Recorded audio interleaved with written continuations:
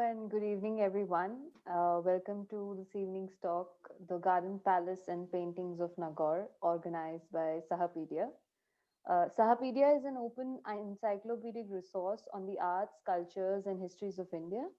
Sahapedia offers digital content in multimedia format, articles and books, photo essays and videos, interviews and oral histories, maps and timelines, authored by both scholars and curated by experts. The subjects range from ideas and belief systems, rituals and practices, to visual and performing arts. This evening's talk is part of the Roots of Rajasthan project, partnered with the Royal Rajasthan Foundation, the social impact arm of Rajasthan Royals, to document the cultural heritage of the state of Rajasthan. And now it's my pleasure to introduce you to Giles Tillotson. Giles has lectured widely in both Britain and in India and is the author of numerous books on architecture, history, and landscape. His books written for general audience include the Golden Triangle trilogy, Delhi Darshan, Taj Mahal, and Jaipur Nama, Tales from the Pink City, all published by Penguin India. This evening, Giles will be talking about the Garden Palace and paintings of Nagaur. The palace, built in the fort of Nagaur by Maharaja Bakhat Singh in the early 18th century, is among the most spectacular but least known of the palaces of Rajasthan.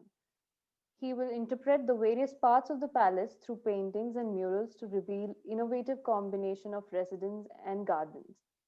Over to you, Giles. The screen is all yours. Okay, thanks, Sinduri. So I'm going to try sharing my screen. Yes. And I'm hoping you can all see that. Yeah? Yes, we can see it.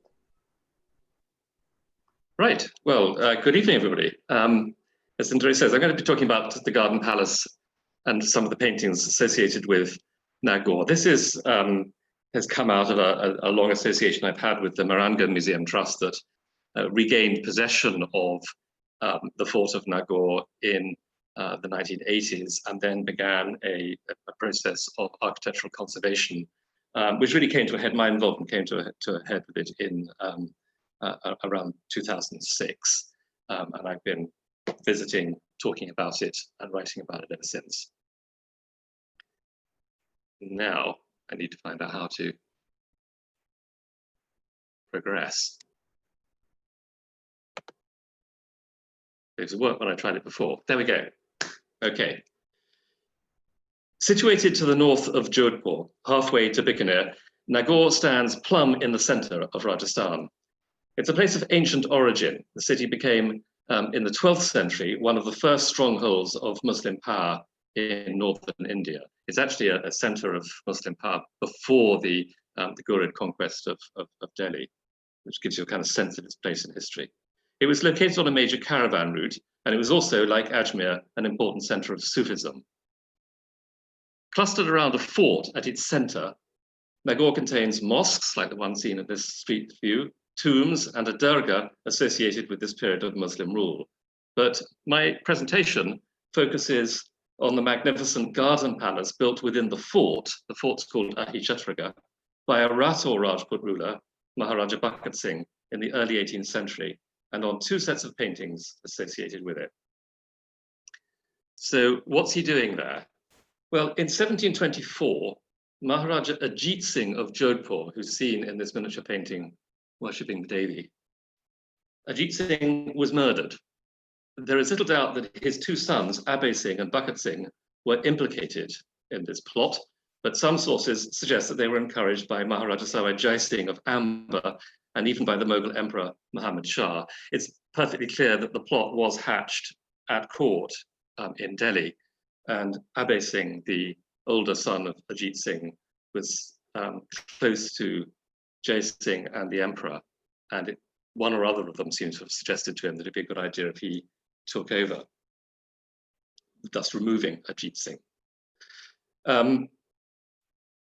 Following the murder, Abba Singh was recognized by the emperor as the Maharajah of Jodhpur, while Bakhat Singh, who probably actually perpetrated the deed, was put in control of Nagaur. Now, there is perhaps a legal question about precisely who had the authority to put him in control. Nagaur was still officially at this stage Mughal territory. It wasn't part of Marwar. It was part of the province of Ajmer. But had been granted to the Rathors by the emperor as a jagir. But if those of you who are familiar with the legal niceties of Mughal history, it wasn't Watan jagir, it wasn't ancestral jagir, it was, as it were, jagir by imperial decree. But as the authority of the Mughal court waned, the Rajputs asserted themselves more forcefully in their own regions, and Bakhat Singh was effectively able to rule Nagaur as an independent entity for over a quarter of a century, from 1724 to 1751. And it was during this period that he built the garden palace within the fort.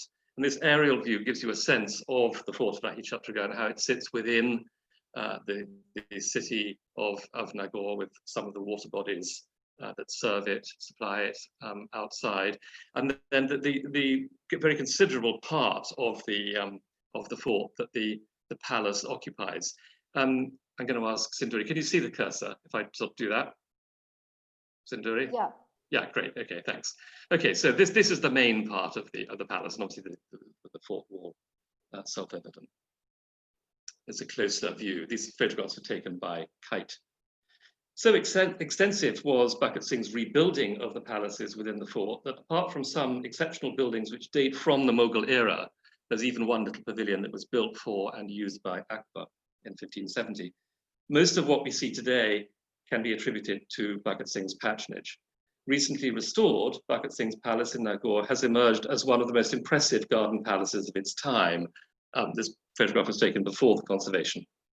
Uniquely and assisting its restoration is a small group of paintings on paper commissioned by Bakhat Singh, depicting him and his court in the palace in somewhat idealized form, and I'll talk about that. There is also, even more suggestively, a sequence of wall paintings in one apartment, which take the process of idealization to another level. I'm going to show you those too. So the palace complex, as you've just seen, occupies a substantial area in the center of the fort. Its entrance is a gate called the Dhruv Pole in the bottom right-hand corner of this view. This is the roof of the Dhruv Pole, and it's in the northeast because that's a direction which in Vastu Shastra is considered auspicious and appropriate for entrances. And that gate, and so the space to the right of this is a parade ground, like a military space. This gate is the proper entry into the palace and takes you into this enclosed courtyard, which faces this pavilion. So what I'm going to do is I'm going to take you, as it were, on a virtual guided tour through some of the main parts of the palace to talk about their functions and style and how we interpret them. So as you enter, immediately in front of you, on a very slightly elevated platform, you see this pavilion axially aligned in front of you. So another view of the same thing. A two-story pavilion overlooking a broad terrace.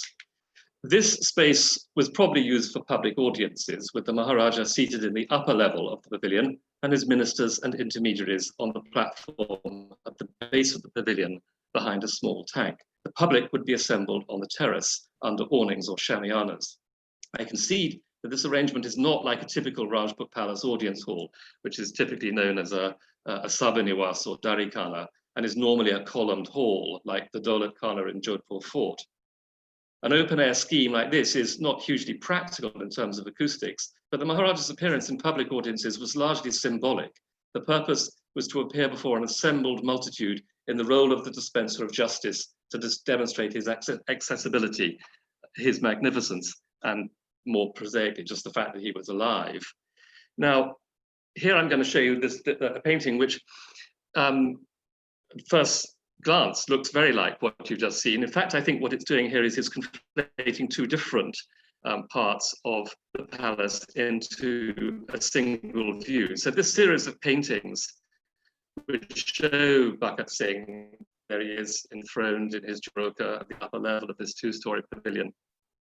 They're not literal sort of photographic images of parts of the palace, and some of them can be identified with particular apartments, some of them can't. They're sort of idealized and generalized. And I think that what the artist is doing here is he's conflating two things, because there's a similar pavilion overlooking that parade ground, which we also know was used for sort of sporting events, for staged elephant fights and so on and so forth. So what's going on in the foreground of this painting couldn't possibly have occurred in the relatively confined space of the courtyard that we're now in, but the upper register of the painting does look very like it. And so this is how I described it being used, with the Maharaja, as it were, seated above and the ministers below. I think that one connection that's particularly intriguing is a hall of audience, whether it's a columned hall or an open space like this, always stands on the threshold of the palace. It's always the first courtyard that you come to in a Rajput palace. And then there's usually a solid wall which screens that space from the private apartments behind. And the artist has tried to convey this by showing this wall, and you can probably make out the little windows in the wall with female faces peeping out. And so what's behind here is a Zanana Mahal. It isn't in reality. What the artist is conveying, as it were, is the observing behind this garden behind. There certainly is a garden behind that wall. The other little intriguing detail that sort of intrigues me slightly geekishly is these two doors, open doors at either side. Because actually, if you go back to the other view, I don't know if you can see this.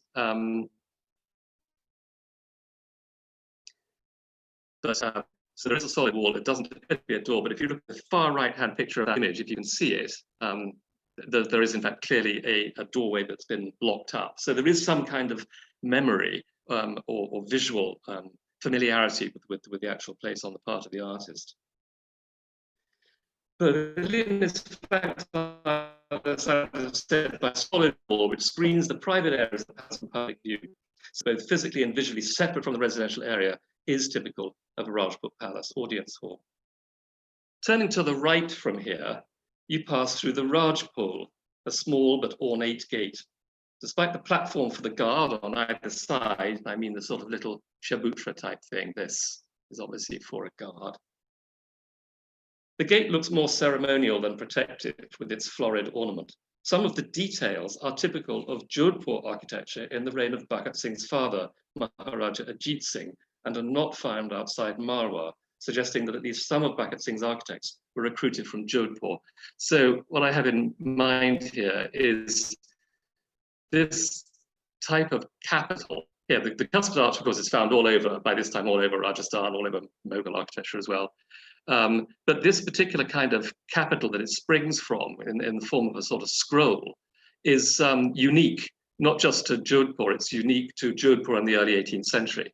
It seems to have been invented there. So what this tells us is that the architects that Bakhat Singh recruited to build his palace were from his father's property. Passing through the Rajpul, you come next to one part of the complex known as the Rani Mahal. Now, throughout this presentation, I'm using names that have been given by local people, they're sort of local traditional names, though in some cases I'm going to question their validity. The Rani Mahal is particularly problematic, first of all, because it's not one building, it's two. They are joined to each other, but they're actually of separate functions and they're quite discrete things. When you're entering the palace, so this is the main bit of the Rani Mahal that I'll come to later, but the first bit that you encounter, because it's more forward, is this bit. So this part is really the entrance to the private residential palace complex. So the lower story, as you can see, is a kind of open loggia. This is another guard room. The door in the center of the back of that hall leads into the palace courtyards, making the loggia the last point of defense, if you like. And the probably served as a nakakana, the place from which musicians announce ceremonial arrivals and departures. Any of you know your Rajput palaces will know the sound of drum and the shanai that are so, you still hear them in the courts of some Rajput palaces. The top level is just an open roof terrace. So if you go through the door at the back, the inner face of this building overlooks a courtyard. Now in the courtyard, looking back at it, and which has come through this door here. Okay, so that's one bit of the so-called Rani Mahal. I'll tell you why I'm unhappy with its name later on when I get to this bit. But before I get there, what I want to do actually is turn left in this screen, which is west, to look at this building. So on the western side of this first courtyard of the palace, so to your right as you enter, stands the Bakhat Singh Mahal, the Maharaja's main official apartment. This palace was a divan khana, or private audience hall, an essential component of any Rajput palace. This was often the most prestigious apartment, combining the functions of council chamber and courtroom. In this case, the main room is of double height. You can see there's very high columns on the ground floor, but the interior of the room is actually even higher than that, with the juroka at an upper level. I've got a photograph of it which shows it at night, and actually you can see therefore more clearly into the interior, and you can see there's this very high room with overlooked by a high balcony which is lit from the back in this rather splendid image. The height is imposing and enforces a certain detachment on the ruler's part, but this building is also more functional than the ceremonial open-air public audience hall outside. The height also allows for greater circulation of air in a space where large assemblies would have spent considerable periods of time. Now, as luck would have it, we have a painting. In fact, we have two paintings which appear to show this building, and this one very clearly so. You can make out here Bakhat Singh enthroned in the juroka above, the double height columns, those sort of green painted chevron things on the capitals are actually still there. They didn't appear in the earlier photograph, but they are still there. So the paintings show how this building in use and reveal a much more colourful interior than we find today. They remind us in the first place that textiles were the main furnishings, with rich brocades hung over balconies and embroidered canopies extending the space into the courtyard. Cushions, bolsters, and chairs provided for further comfort and high. The patterns and moldings on the columns were also painted in bright colours. Indeed, if the artist's rendering is faithful rather than fanciful, then the pictures suggest that even the exterior walls of this palace were plastered and painted with floral motifs, making a strong visual and thematic link between the buildings and the surrounding gardens. But I need to stress the if in that. What I have in mind here is, you see, if you look above the chaja, there seems to be a kind of floral motif running in paintwork along here. And it's a sort of fantastic idea, isn't it? Since the spaces of the courtyards were planted with gardens, you had a kind of continuity from garden to building, with real flowers in the garden and then painted flowers on the building's walls. Wouldn't that be a terrific idea? Rather like, you know, the scheme at the Taj Mahal, where you move from real flowers to flowers in marble high relief. But there has to be an if here, because the painters, the artists, had their own conventions which allowed them considerable flexibility. And very often what an artist would do is, if there's some detail that he wants to show that's invisible from a particular view, he simply moves it. And so just as the artist here anyway has already collapsed two planes, the back wall of this palace, of this hall, seems to be in the same, almost the same plane as the front of it. It's as though the space has all disappeared, so that, you know, Bakhat Singh is brought sharply into view rather than distant. So he would be perfectly capable of taking a design like this from the interior of the building and sticking it on the exterior so that you can see it. So there's some doubt in my mind about that. The other puzzle about this painting, which I will come back to at the end, is I described it as a divan khana, as a place of business. So you would expect most of the people with him in this painting to be men, but they're all women. And I'm not quite sure what level of fantasy is being played out here, and what it tells us about the mobility of women within the palace, and how much this is about reality.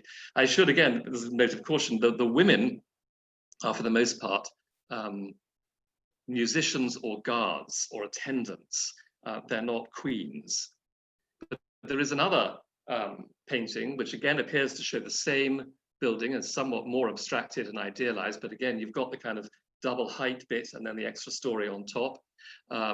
You've got the same green chevroned capitals. And Bakhat Singh is here enthroned. He's using it as a place to listen to a performance of music. And again, you see the sort of the use of textiles to extend the space.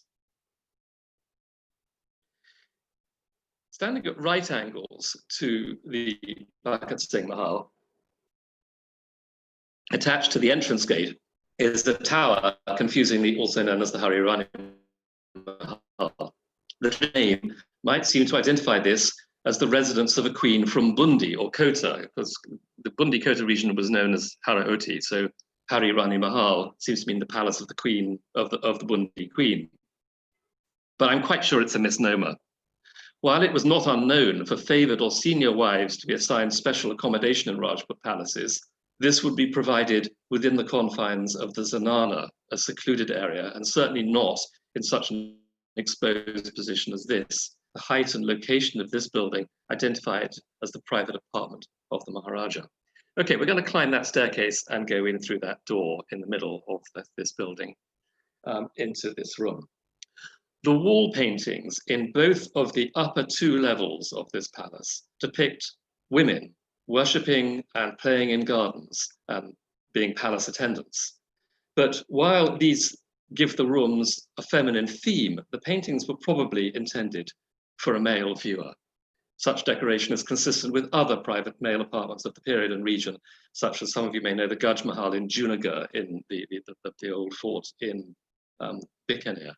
So what you have in this room, for example, all of the columns, the piers, have these single figures of women, or sometimes pairs, and they appear to be courtly attendants. The one on the left is the chari bearer. There's one in the back there seems to be a dancer, and so on.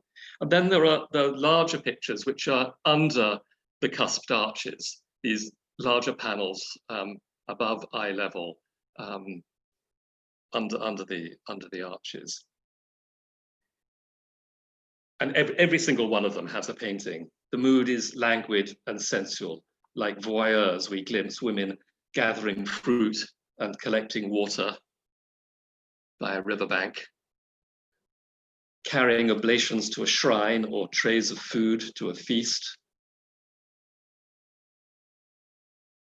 conversing on terraces or frolicking on a riverbank, and upstairs even bathing in ponds or washing their hair as if unobserved. There's been some discoloration over time, but the palette was intended to be subdued. The soft browns, greens, and greys evoke a cool world far removed from the blistering heat of Marwa. Well, these exquisite and peaceful images of women in gardens seem to me to mediate between two worlds. The world that they connect with most immediately is the one outside the window. The architectural forms of the painted gardens, the pavilions and pools, the balustrades and flower beds are those of an 18th century palace garden, like the one in which they're set. So the artists simply continued onto the inner walls what the gardeners were achieving outside. But the idyll, part courtly, part rustic, of women in a landscape also evokes, and I hope that most of you are ahead of me in this, you get where I'm going, evokes the play of Krishna and the gopis in Vrindavan. It may be objected, you might object, that there's no figure of Krishna depicted. Indeed, there's no male at all, apart from one ascetic and an infant. In fact, when I sometimes show groups around here, and so I have this sort of parlor game, can you spot the male figure? Because there are all of these paintings, with lots of women. Is there a man among them? And sometimes people think, yeah, there's one here, but it turns out there are a couple of figures in male attire, but when you look carefully, they're female, they're women wearing male clothing. But there's one that's a baby being coddled by a nurse who might reasonably be presumed to be a male child, no way of being sure.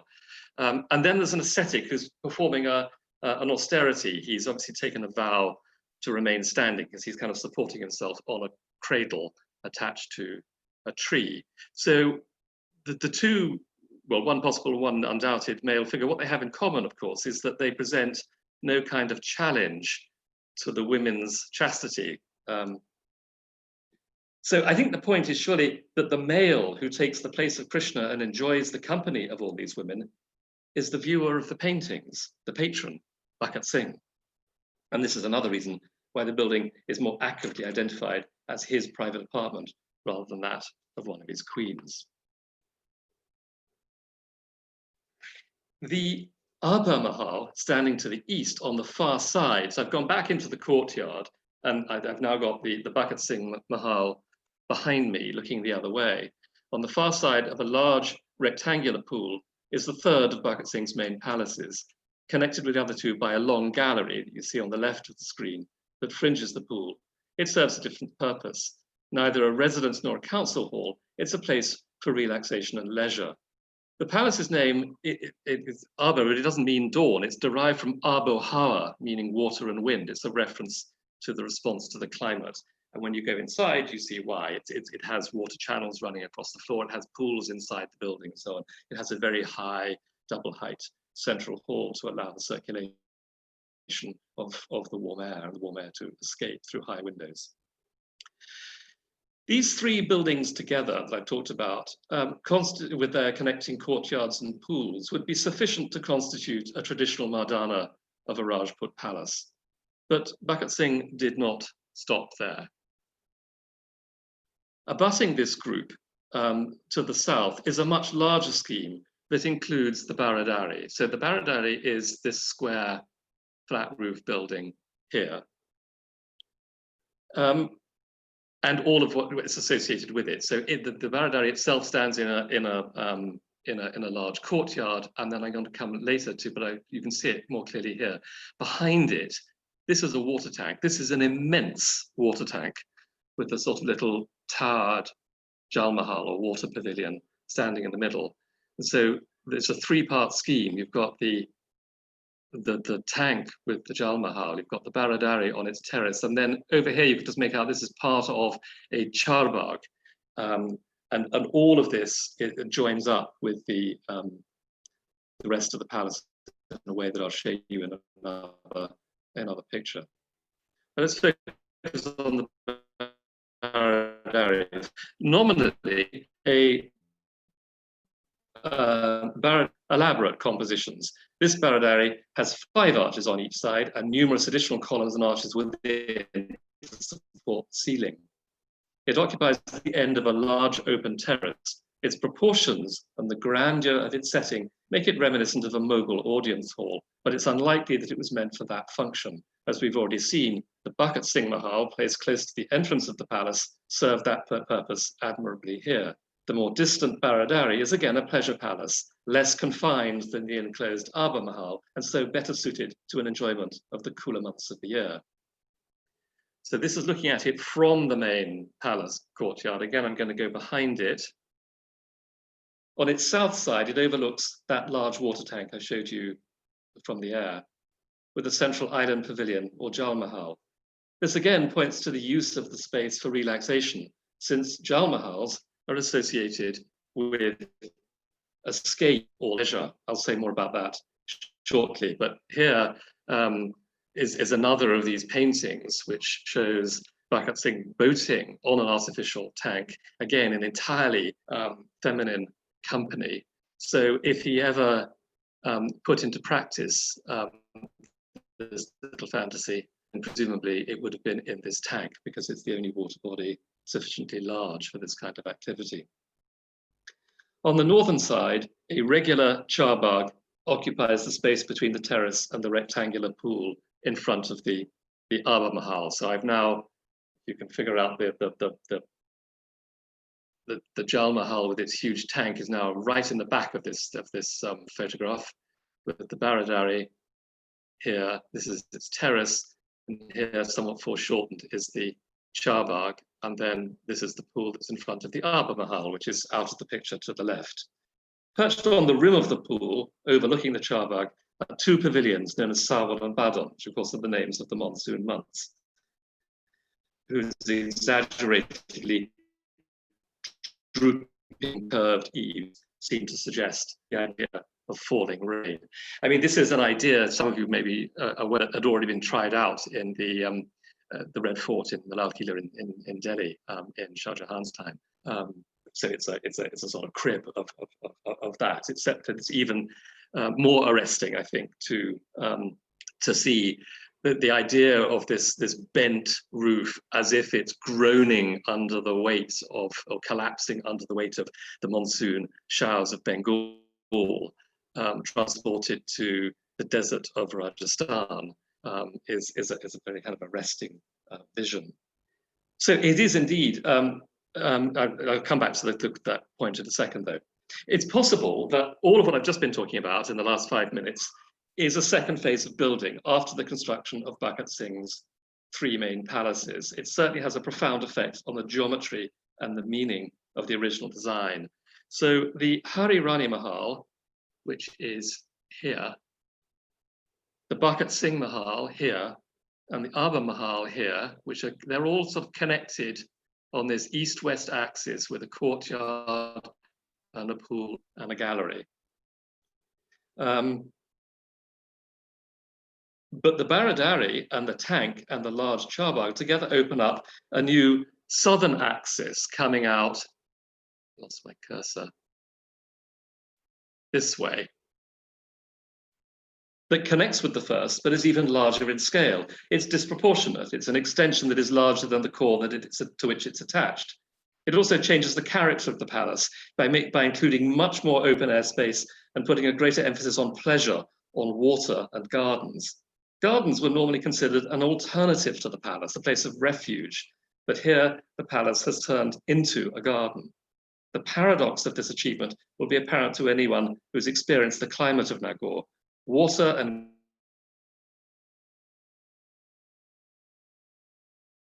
emblems of its luxury. All of this makes one bound to ask, where in the desert did all the water come from? The city was quite well provided for, with a string of 6 water bodies lying immediately outside its walls. I think you might have glimpsed 2 of those in one of my early slides. And another lake just inside the city wall, which fed the fort's moat.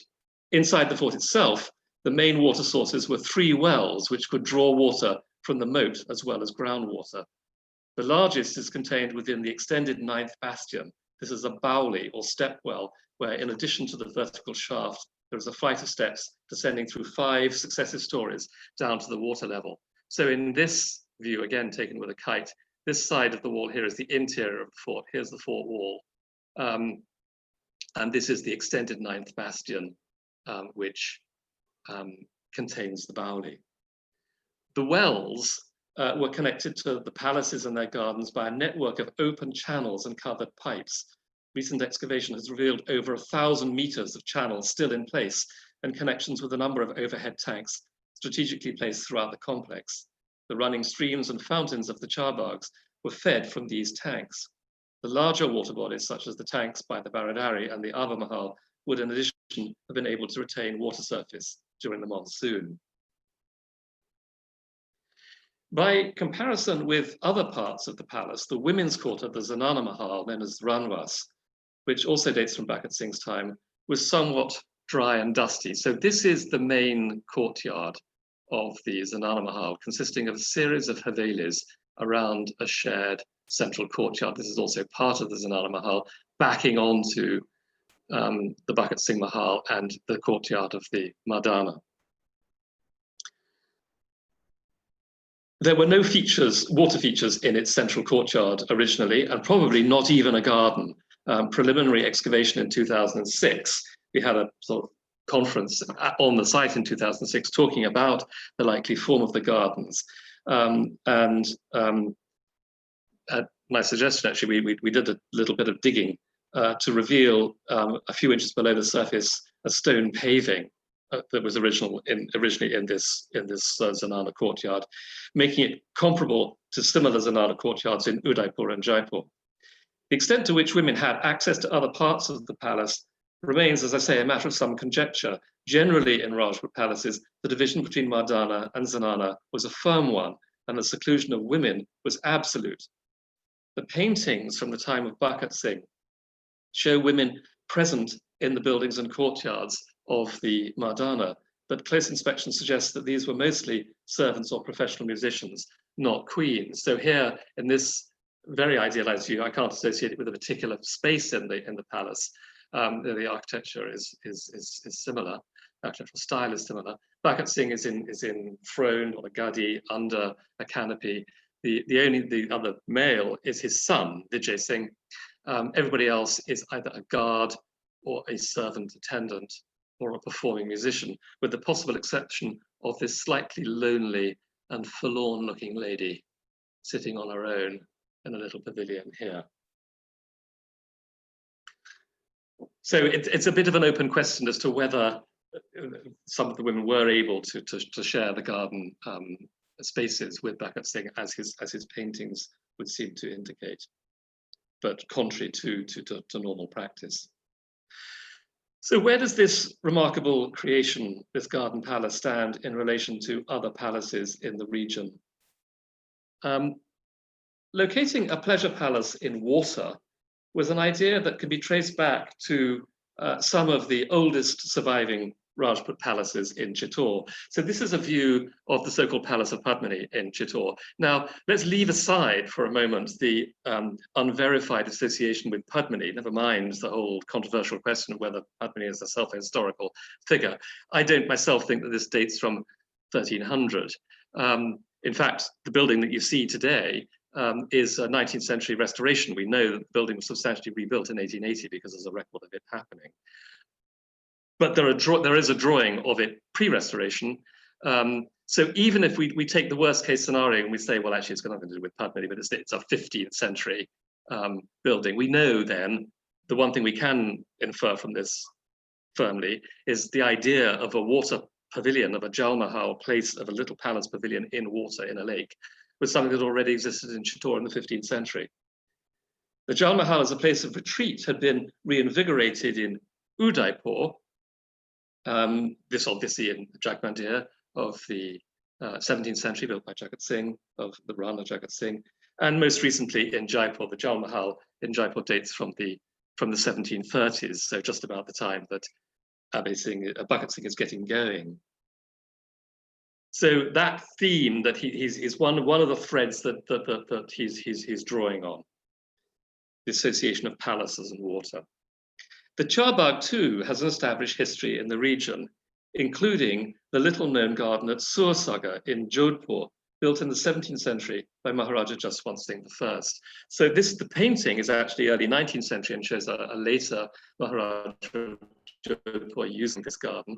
I'm using a painting because the garden fell into terrible disrepair. It's now being restored by the Naranga Museum Trust, I'm happy to say, but you see the plan of it, the Charbagh plan of it very clearly in this painting. The garden is perched, as it were, between Sursagar, the lake, the water of which you can see on the right-hand side of the painting, and another garden to the left. And this garden was built by Jaswant Singh I, who was a contemporary of Shah Jahan. The Charbagh was then used extensively in Jaipur, most notably in Jai Vilas, which is the garden of the city palace. So this view is taken from the top of the Chandra Mahal, the main residential apartment built by Samajai Singh of the Jaipur palace, looking down into the palace garden with the Govindev temple there in the middle distance. So the Charbagh here, its deployment as a context for the temple of Govindev realigns the association of form as a symbol of Vrindavan. I'm sure you're all aware that the Charbagh has particular symbolic significance in a Mughal context, but when the form is adopted elsewhere, and particularly in Rajput architecture, it loses those Quranic associations and maybe accrues others. And I'm suggesting here that the garden becomes the garden of Vrindavan. And in fact, that's made even more explicit in another garden just to the north of Jaipur, that's seen here in an original 18th century plan, a garden that is still known as Kanak Vrindavan. Bakhat Singh's garden palace at Nagaur brings these themes together on an unprecedented scale, rivaling, indeed surpassing, the slightly later and better known palace built by the Jat ruler Suraj Mal at Dee in the 1760s.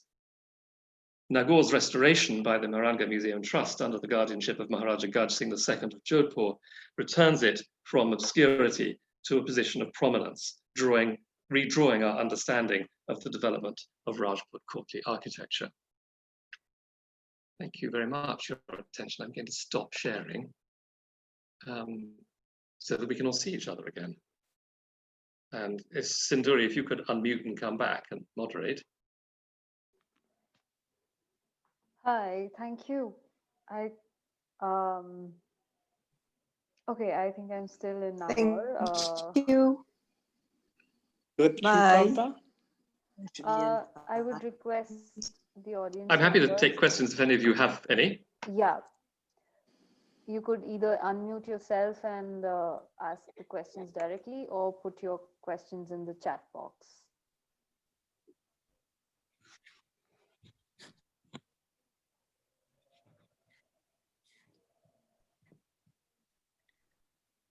Please, anyone is welcome. May I ask a Please question? do. Sure, please go ahead. Okay, I'm Amita Sinha, and I really enjoyed your presentation. I was wondering if you could say a little bit more about how the Nagaur Garden Palace is even better than the Deek Palace. In what sense?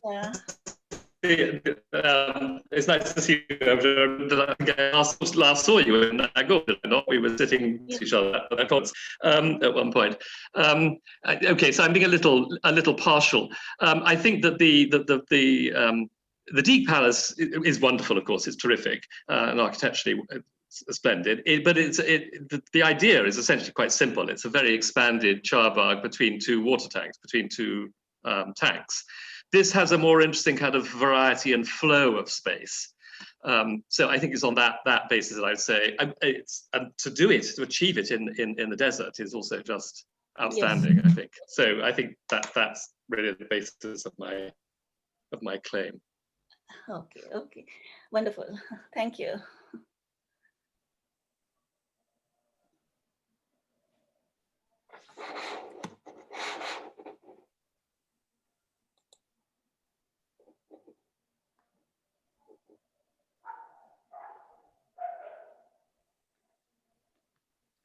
Please go ahead and unmute yourself to ask the questions directly.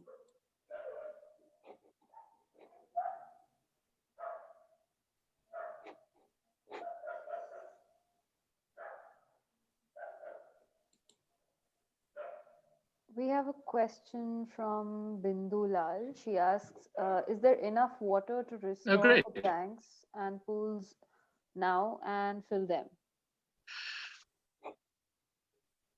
I think it would be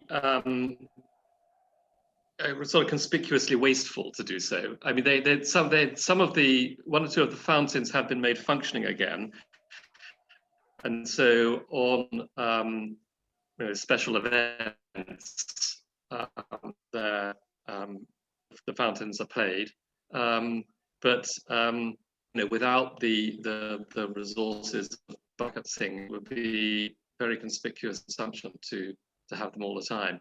Most of the photographs I showed, I mean, the photographs I should say were taken by a variety of people. The ones at ground level, mostly by Neil Lee. So I'd say amateur who attended that conference will remember it as I've shown it. But the spaces are much lusher now. But I think even so, it would be wasteful to try to keep the water tanks full. It would take a prodigious amount of water to fill the large tank behind the Baradari, for example. So that's never happened. Thank you.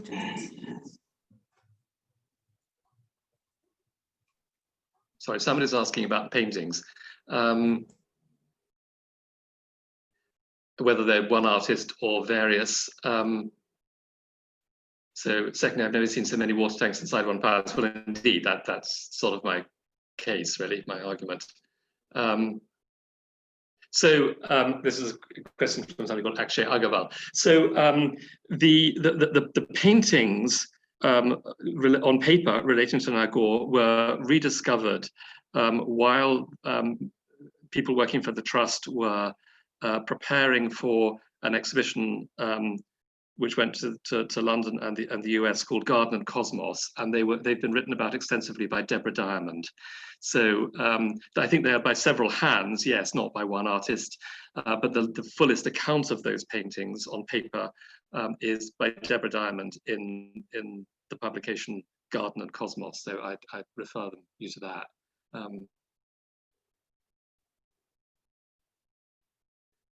There's a question from Mrinalini Mani about the floor and the paintings, not typical of the region today. Yeah, so that was part of the point of the conference, was to try to figure out what sort of flowers and shrubs we should plant in the gardens. So we had various horticultural specialists as well, people like Pradeep Krishan and a Professor Bandari, who was a specialist in the desert plants of Rajasthan. And I think the conclusion that we came to is that paintings in general are not necessarily very reliable records of plant types. It's rather in the same way that for example, Persian poetry in the Mughal court continues to refer to Persian flora and fauna, well into the Mughal era, as if that's some ideal to be recovered. And it's a bit of a breakthrough when poets and artists start looking around them more. But I think for practical reasons, what we wanted to do was to try to use indigenous plants in the replanting. So, and also I think mindful of, the horrors of what's it called? The plant you see all over Mughal buildings in the pretty but totally anachronistic creeper that Curzon introduced in Fatehpur Sikri and elsewhere. So we wanted to try and be historical, even if the paintings were not.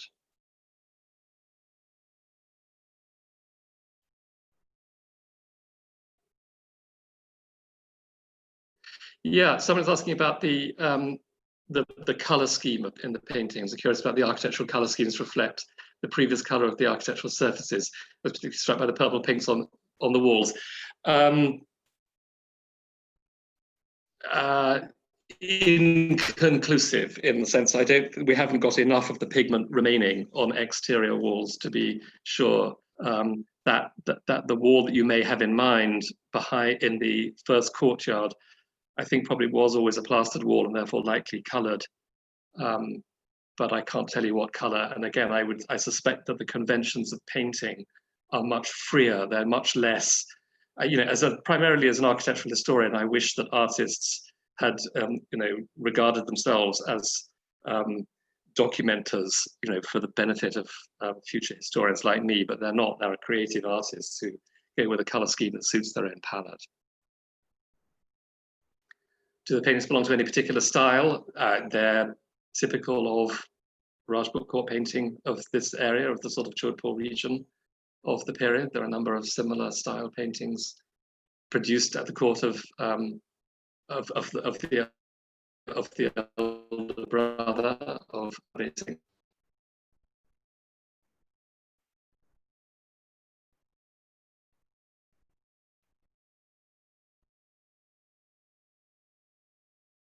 Oh, someone is asking whether there are water bodies that can be used by the general public, as in Jodhpur.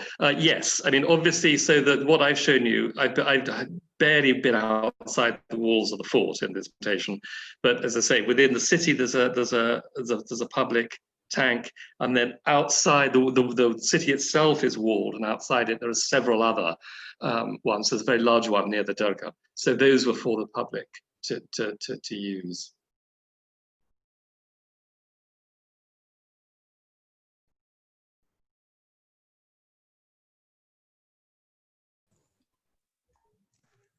Giles, can you hear me?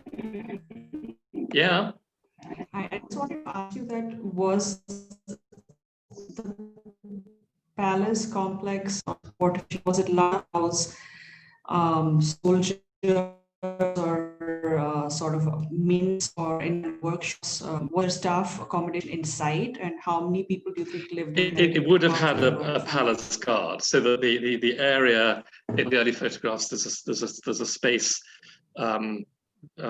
now an open space, that was a parade ground, but that would have served as a place to accommodate a protective guard, but no part of the population lived in it. So yeah, forts, as you know, been doing come in all scales and all sorts in Rajasthan. So, you know, one end of the spectrum, there's a fort like Chittor, which originally was the city, you know, accommodated all of it. You know, you still see that in Jaisalmer, you know, although it's spilled outside in the 18th century, it was originally the whole of the city was within the fort. This is essentially more like Meranga, that's to say, a palace and space for the protective guard in a relatively combined space.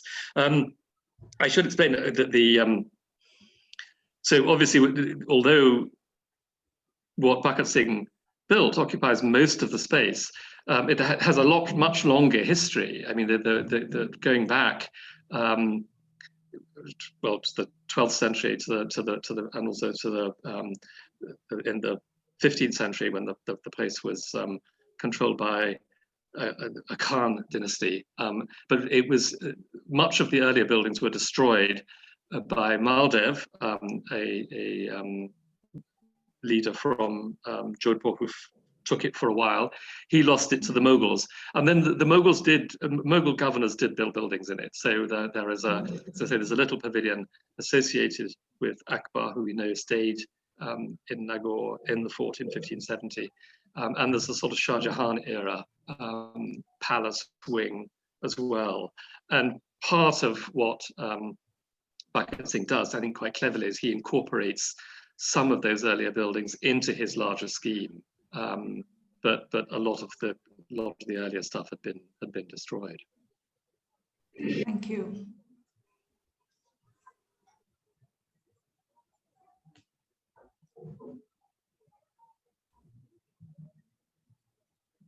So someone's suggesting in one of the paintings we see the king and ladies in water. There were a large number of male, no, they were female guards. They're carrying staves, but they're women. So,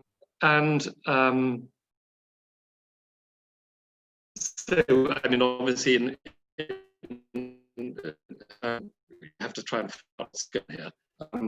So if I can expand on that a bit, but I have to refer back to Meranga, where I've got more evidence for it. You know, all of the historical records seem to indicate a very firm, impermeable barrier between Zanana and Mardana. You know, the women would not be admitted into the Zanana, though there are occasionally schemes for them to be able to overlook Mardana courtyard, so that in Meranga, famously, you have the Janki Mahal, the glimpse palace, which is an apartment from which women could supposedly look down into courtyards of ceremonial events going on, and so on and so forth. But I think there's evidence to say in Meranga that even if the barrier was impermeable, but it could be moved. That's to say, you might have one area of a palace which was Zanana one day and Mardana the next. You just, you know, took the women out, as it were, or took the men out, whichever way around you want to do it. And the evidence I have for that is that there is if some of you know the Meranga palace well, you can follow me through this. There's a wonderful throne room called the Moti Mahal. But there are, just as there are paintings depicting the Nagaur palace, so there are paintings from the early 19th century showing Maharaja Bakhat Singh using the Moti Mahal, but he's using it to entertain women. And the buildings around it, the ranges around that courtyard, are also parts of the Zanana. But equally, there is a photograph of Takhat Singh enthroned in the Moti Mahal, taken by the British resident, Eugene Impey. Now, these things just don't square up, do they? I mean, on one occasion, you've got not just another man, you've got an Englishman, for heaven's sake, being allowed in to take a photograph of the king on his throne in that room. And then in another moment, you've got a painting showing him throwing a feast for women in the courtyard of that space. So it means that its function could change, and that women therefore did on occasion have access. It's not that they're freely mixing in the Mardana, it's that the barriers have been redrawn. And so with regard to Nagaur, I don't have the same evidence. I can only say hypothetically, well, if they could do it in Jodhpur, why not in Nagaur? But I have the firm evidence so far eludes me.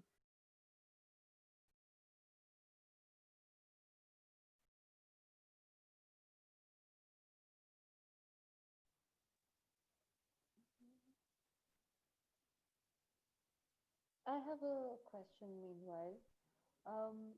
So you showed us murals and paintings that were done in the Mardana. What about the paintings that are there in Zanana? What are the kinds that we could see? What are the themes that we see in Zanana?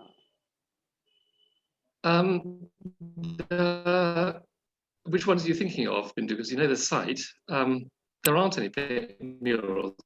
The main things that there are other paintings, apart from the ones that I talked about in the Rani Mahal, there are paintings in the Arbor Mahal, some of which are original, but many of which are much later. They date from the reign of Takhat Singh. Then there are paintings in our apartment which I can show you, which is a sort of Badal Mahal or Sheesh Mahal, which show sort of paris in clouds and so on. The Zanana Mahal doesn't have surviving paintings, as I recollect. Yeah. So I should explain the sort of the historical point that so the division of the two parts of Marwar of Jodhpur and Nagaur doesn't continue, because at the end of Bakhat Singh's reign, Abba, the elder brother, dies first, and Bakhat is able to get to wrest control of Jodhpur from his nephew, and eventually his son Vijay succeeds. So Vijay, who'd grown up in Nagaur, becomes the Maharaja of Jodhpur, and it's just simply quietly forgotten that it's supposed to be a Mughal province, and it becomes part of the state of Marwar from then on, until obviously until independence.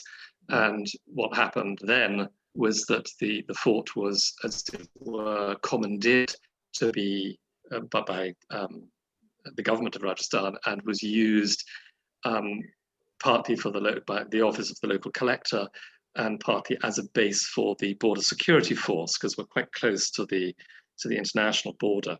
And then it really fell into disrepair. I'm sure the border security force did a very important job, but they're not great tenants of historic buildings. It wasn't a particularly appropriate use of the space, and Gaj Singh kind of lobbied to have it returned to his control, or to the control of the Maranga Museum Trust, which was eventually achieved in, I think, 1986. I saw it, first went there immediately after that, and it was in just kind of appalling condition, very, very overgrown and crumbling. And they then began a very long, arduous process of restoring the buildings, and then eventually the gardens. So it's in very good shape today. Okay, thank you.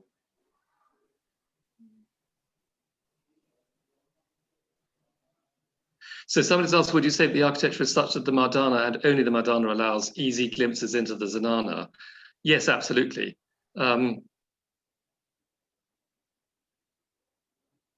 So yeah, the high points that overlook, from which you can see across the palace, are all in the Mardana, and the Zanana is essentially shut off and enclosed.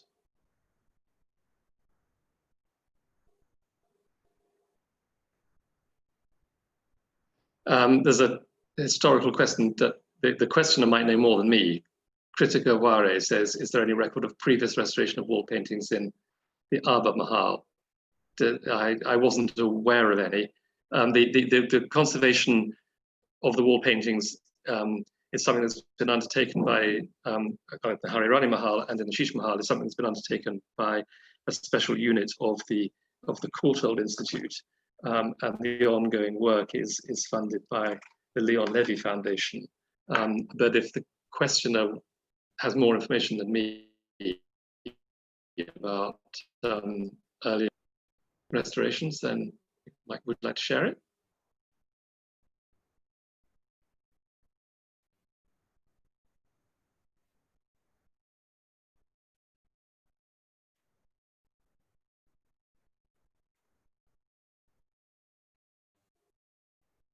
Right, we